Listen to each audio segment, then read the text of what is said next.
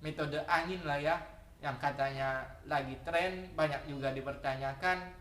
Karena ya sesuai janji saya kemarin-kemarin, kalau sudah banyak yang ya banyak request, tetap kita menyampaikan walaupun ya menjadi masalah lah bagi sebagian orang.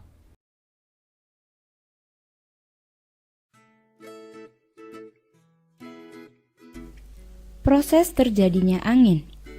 Tentang angin, pertama kita lihat proses terjadinya angin. Perhatikan pada gambar berikut ini.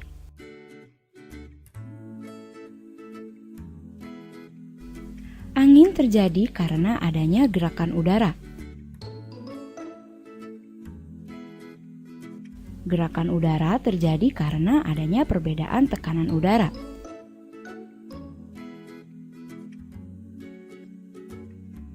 Perbedaan tekanan udara terjadi karena perbedaan pemanasan. Pada sebelah timur terkena panas matahari, sedangkan sebelah barat tidak. Karena di sini terjadi pemanasan udara yang menguap ke atas, sehingga jumlah udara yang menekan permukaan bumi atau tekanan udara menjadi minimum karena sebagian udara menguap tadi. Masih ingat proses terjadinya tekanan udara? Yaitu menguap, lalu bergerak sebagian ke atas dan sebagian ke samping, lalu menuju daerah yang lebih dingin. Di sini tekanan plus karena udara tidak menguap. Jumlah udara arahnya ke sana, lalu tekanan menjadi banyak. Nah, ini tekanan udara maksimum. Gerakan udara dari tekanan maksimum ke daerah tekanan minimum inilah yang disebut dengan angin. Bismillahirrahmanirrahim. Assalamualaikum warahmatullahi wabarakatuh.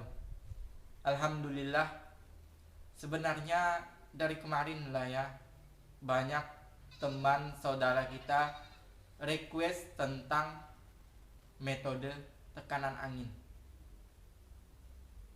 Sudah tahu kan proses terjadinya angin? Jika kita flashback ke belakang, cara menarik anak walet muda, yang dibutuhkan burung walet itu adalah kenyamanan. Lumayan ya, 62.000 view. Jadi kenyamanan itu apa? Suhu, kelembaban, dan sirkulasi udara yang baik. Lumayan juga, 27.000 view. Jadi tekanan angin ini masuk kemana?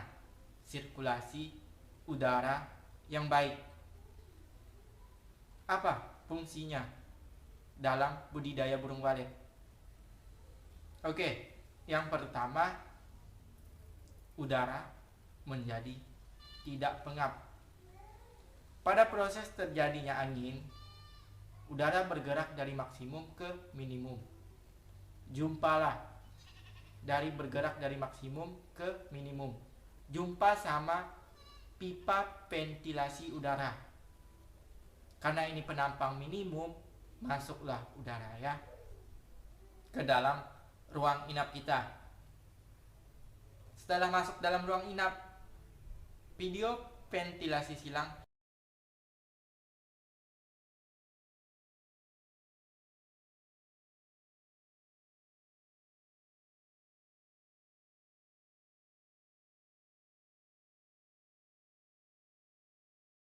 dibuang lagi keluar, L di luar gedung.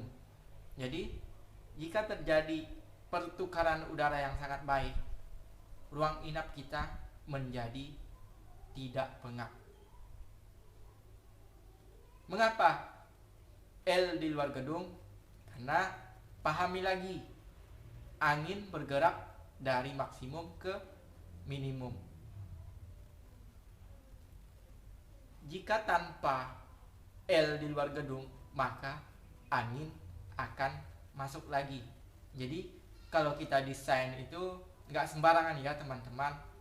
Kita pastilah memikirkan, ya belajarlah dulu.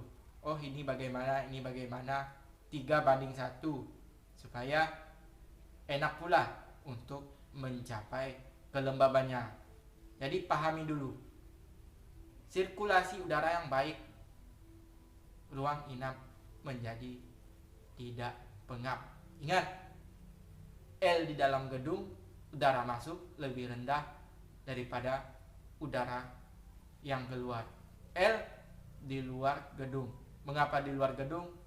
Balik lagi, proses terjadinya angin. Sifat udara menempati ruang dan ruang yang di atasnya.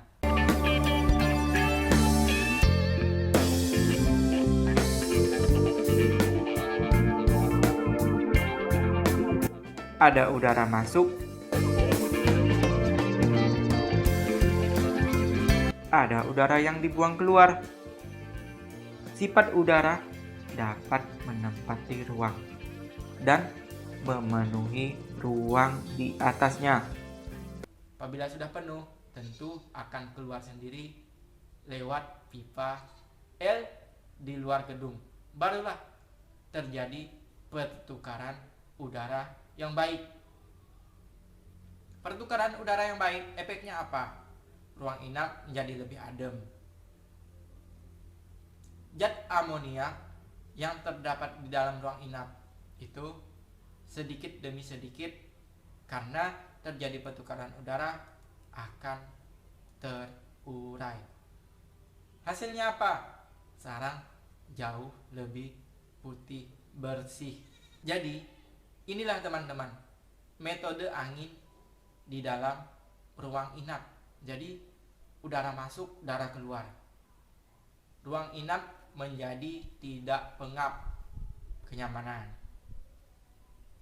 Sirkulasi udara yang baik, sarang walet jauh lebih putih bersih. Jadi jangan sembarangan ya teman-teman menggunakan metode ini, metode itu, tapi pahami dulu apa sih sebenarnya metode angin itu. Metode angin ya, angin masuk ke dalam ruang inap, keluar lagi lewat pipa yang di atasnya lagi. Sirkulasi udara yang baik. Banyak faktor ya teman-teman dalam budidaya burung walet. Sebenarnya jika mengikuti dari awal tidak perlu lagi saya sampaikan hal ini, cuma lebih spesifikasi saja ya. Mungkin karena lagi tren lah ya, makanya banyak dipertanyakan. Ya, silakan. Metode angin itu hanya udara masuk dan udara yang keluar. Ruang inap menjadi tidak pengap, zat amoniak terurai, pertukaran udara baik. Ya, banyak lah ya. Gak perlulah saya jelaskan. Terapkan dululah ventilasi silangnya, baru sampaikan lagi hasilnya. Karena kita membuat desain ventilasi silang itu bukan tanpa pemikiran. Kita belajar dulu, oh proses terjadinya angin seperti ini. Jika L di luar gedung lebih rendah, oh masa dengan sifat udara selalu menempati ruang yang di atasnya. Jadi jangan terbalik, L di dalam, L di luar lebih tinggi daripada L di dalam gedung untuk udara masuk, L di luar untuk sedikit demi sedikit membuang udara yang keluar berdasarkan sifat udara. Oke, inilah ya teman-teman metode angin menurut saya dan menurut desain kita ya. Jadi balik lagi ke ventilasi silang.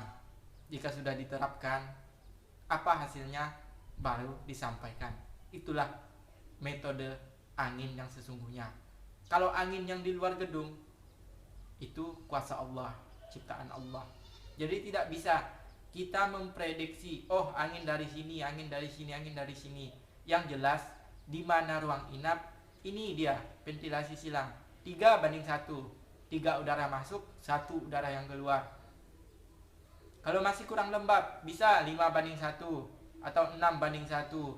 Sesuaikan dengan kelembaban di RBW kita masing-masing. Kalau mau lebih jos, jangan pakai dop, langsung aja, los saja. Jika di luar gedung itu tidak banyak hama lah ya. Tapi kalau masih banyak cicak, kecoa dan sebagainya, toke, wajib memakai dop walet. Oke, mungkin itu saja penyampaian saya tentang metode angin lah ya, yang katanya lagi tren, banyak juga dipertanyakan. Karena ya sesuai janji saya kemarin-kemarin, kalau sudah banyak yang ya banyak request, tetap kita menyampaikan walaupun ya menjadi masalah lah bagi sebagian orang. Oke, saya akhiri. Mari, kalau masih kurang puas, lanjutkan diskusi di kolom komentar, karena niat berbagi untuk petani. Wassalamualaikum warahmatullahi wabarakatuh.